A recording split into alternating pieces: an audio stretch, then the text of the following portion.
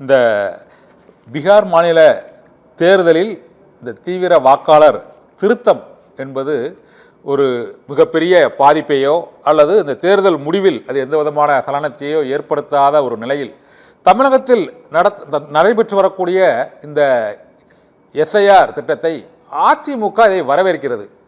இந்தியாவிலேயே வேறு எந்த கட்சியும் இதை வரவேற்று உச்சநீதிமன்றத்தில் வழக்கு தொடரவில்லை.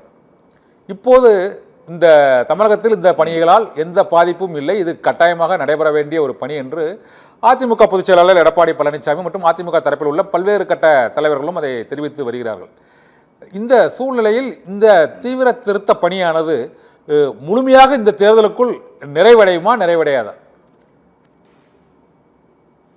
அதாவது நீங்கள் குறிப்பிட்டதை போல அண்ணா திராவிட முன்னேற்ற கழகத்தினுடைய பொதுச் செயலாளர் மரியாதைக்குரிய முன்னாள் முதலமைச்சர் எடப்பாடி பழனிசாமி அவர்கள் இந்த வாக்காளர் பற்றிய சிறப்பு சீர்திருத்தத்தை வரவேற்கிறார், அதை செய்ய வேண்டும் என்று சொல்லுகிறார். அதே நேரத்தில் தனது கட்சிக்காரர்களை அதை கண்காணிங்கள் என்று சொல்கிறார். ஏன் ரெட்ட வேடம் போடுறாரு? இது நல்ல சீர்திருத்தம் என்று சொன்னால் அமைதியா இருந்துட்டு போக வேண்டியதானே? அதை அதிமுக தொண்டர்கள் கண்காணிக்க வேண்டும் என்று கட்சிக்காரங்களுக்கு சொல்றாரு. நம்ம இது ஒரு கட்சியினுடைய பிரச்சனையாக நாங்கள் பார்க்கவில்லை. இது திமுக பிரச்சனை, அதிமுக பிரச்சனை, கம்யூனிஸ்ட் பிரச்சனை என்று நாங்கள் பார்க்கவில்லை. நாங்கள் பார்ப்பது ஜனநாயகம் காப்பாற்றப்பட வேண்டும், வாக்காளருடைய உரிமை காப்பாற்றப்பட வேண்டும், தேர்தல் ஆணையத்தினுடைய செயல்பாடு நம்பகத்தன்மையாக இல்லை, அதற்காகத்தான் நாங்கள் போராடுறோமே தவிர இது கட்சி பிரச்சனை அல்ல. இது எடப்பாடி அவர்கள் ஒரு பக்கம் ஆதரித்து விட்டு இன்னொரு பக்கத்தில் இதை கண்காணியுங்கள் என்று உத்தரவு போடுவதன் மூலமாகவே அவருக்கு இதுல சந்தேகம் இருக்குன்னு தானே அர்த்தம். அது சந்தேகப்படுறாரு தானே இதுக்கு பொருள்படும். ஒரு நிர்பந்தத்தின் காரணமாக அவர் அந்த அணியில போய் சேர்ந்துட்டாரு. ஒரு சேரக்கூடாத ஒரு அணியில போய் அவர் சேர்ந்துட்டாரு. அதுல இருந்து அவர் மீள முடியாது. அது மீள முடியாது என்கிற காரணத்தினால் அவர்கள் கொண்டு வந்திருக்கக்கூடிய இந்த இதை சீர்திருத்தத்தை ஆதரிக்க வேண்டிய நிர்பந்த நெருக்கடிக்கு அவர் ஆளாகி அதை வரவேற்று அறிக்கை வெளியிடுகிறார். அதே நேரத்தில் அவருக்கு இருக்கிற சந்தேகமும் இதுல ரொம்ப வலுவா இருக்கு. எனக்கு இருக்கிற சந்தேகம்லாம் என்னன்னா, பாரதிய ஜனதா கட்சி அதிமுக கூட்டணி ஒரு நிர்பந்தப்படுத்தி நெருக்கடி கொடுத்து கூட்டணி சேர்ந்திருக்காங்க, கூட்டணின்னு சொல்றாங்க, அது இன்னும் உறுதிப்படல. அது ஒரு பக்கம். இன்னொரு பக்கத்துல யார் முதலமைச்சர் என்பதிலும் இன்னும் தெளிவில்லை. ஒருவேளை இந்த சீர்திருத்தத்தை பயன்படுத்தி எடப்பாடி முதலமைச்சர் அவர் தான் சொல்லிட்டு இருக்காரு, அவங்க கட்சி சொல்லிட்டு இருக்கு, பிஜேபி இன்னும் முழுமையா சொல்லல. ஒருவேளை இந்த சீர்திருத்தத்தை பயன்படுத்தி எடப்பாடி பேரையே வாக்காளர் நீக்கிட்டாலும் நீக்கிடுவாங்களோங்கிற ஐயப்பாடு இருக்கு. அது நீக்காம பாத்துக்க வேண்டியது அவரு பொறுப்பு இல்ல. இந்த இது நீங்க யார் முதலமைச்சர் வேட்பாளர் என்பதில் அமித்ஷா ஆகட்டும், பாஜக தலைமையாகட்டும், அது அதிமுக தலைமை தான் என்பதை அவர்கள் அறிவித்து விட்டார் என்று ஒவ்வொரு இடத்திலும் இபிஎஸ் அதை திட்டவட்டமாக கூறிக்கொண்டுதான் இருக்கிறார். அதுதான் அவருடைய டிமாண்டாகவும் இருந்தது. அதற்காக தான் தமிழக பாஜக தலைவராக இருந்த அண்ணாமலை கூட மாற்றப்பட்டு இந்த கூட்டணி உறுதிப்படுத்தப்பட்டது என்பதை பல முறை கூறுகிறார். இருந்தாலும் நீங்கள் இந்த சந்தேகம் எதிர்க்கட்சிகள் அதை எழுப்புகிறீர்கள்.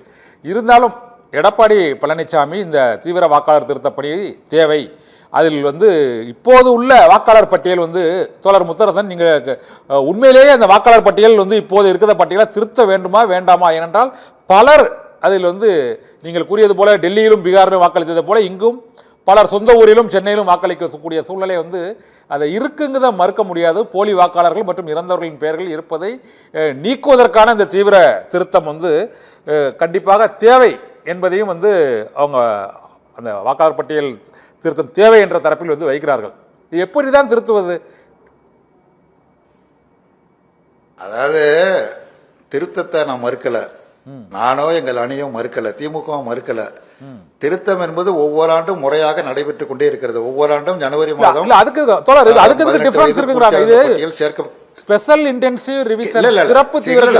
சேர்க்கப்படுகிறது. அதுல மாற்றம் இல்ல. இப்பொழுது இந்த குறுகிய காலத்திற்குள் இது செய்ய முடியுமா என்கிற கேள்விக்கு விடை இல்லை. பீகார்ல பண்ணிட்டாங்க, நாளாச்சு. பீகார்ல பண்ணிருக்காங்க, எல்லாருக்கும் இன்னும் படிவங்கள் கொடுக்கப்படல. எத்தனை இல்ல பீகார்ல பண்ணது இருக்கட்டும். இங்க நவம்பர் 4 தொடங்கி இப்ப டிசம்பர் 4 முடிக்கணும், ஒரு மாத காலம் சொல்லிருக்காங்கல்ல. இப்ப 8 நாள் ஆயிடுச்சு இல்ல. இந்த 8 நாள்ல எந்த அளவுக்கு படிவங்கள் கொடுக்கப்பட்டிருக்குங்க விவரத்தை சொல்ல முடியுமா? இன்னும் ஏராளமான பேர்களுக்கு விவரம் கொடுக்கல. ரெண்டாவது, ஒரு வாக்காளருக்கு ஒரு படிவமா 2 படிவமா? 2 படிவம்னு சொல்றாங்க. சில இடத்துல ஒரு படிவத்தை கொடுக்கறாங்க.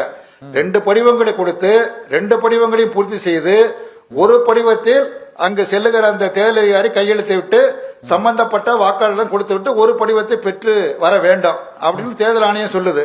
ஆனா பட்டியல் கொடுக்கிற பொழுது, படிவம் கொடுக்கிற பொழுது ஒரு படிவத்தை கொடுக்கிறார்கள். என்னன்னா அவங்களுக்கு இன்னும் தெளிவில்லை. இவர்கள் யாரை அதிகாரிகளாக நியமித்திருக்கிறார்களோ அவர்களுக்கே இந்த படிவம் சம்பந்தமான தெளிவும் இல்லை. பெரிய குழப்பத்தோடு தான் அவர்கள் சென்று கொண்டிருக்கிறார்கள். சாதாரண மக்கள் இந்த படிவத்தை வாங்கி பார்த்து இதை தங்களால் பூர்த்தி செய்ய முடியாது என்கிற பெரிய குழப்ப நிலையில் இருக்கிறார்கள். இப்படிப்பட்ட ஒரு சூழலில் இந்த சிறப்பு சீர்திருத்தத்தை சிறப்பாக செய்து முடிக்க முடியாது. அதற்குரிய கால அவகாசம் இல்லை. மழைக்காலம், பண்டிகைகள் வேற வருகிறது. ஆகவே சட்டமன்ற தேர்தல் ஏப்ரல் மாதம் நடக்க இருக்கிறது. அது முடிஞ்ச பிறகு நீங்க பண்ணுங்க. இறந்தவர்கள் பட்டியலை நீக்கிறது வழக்கம் போல செய்யறது மாதிரி அது செய்யலாம். அது ஒரு பெரிய பிரச்சனையே கிடையாது. அதெல்லாம் வழக்கமாக செய்வதுதான்.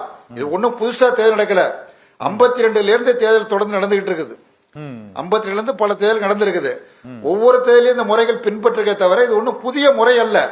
இப்பொழுது வேண்டும் என்றே இதுல ஒரு நோக்கம் இருக்கிறது. அதாவது கணக்கெடுக்கிற பணியா அல்லது களை எடுக்கிற பணியா என்கிற ஐயப்பாடு ஒரு கேள்வி எழுகிறது. இந்த கேள்விக்கு தேர்தல் ஆணையத்திடமிருந்து நேர்மையான பதில் இல்லை என்பதுதான் எங்களுடைய கருத்து.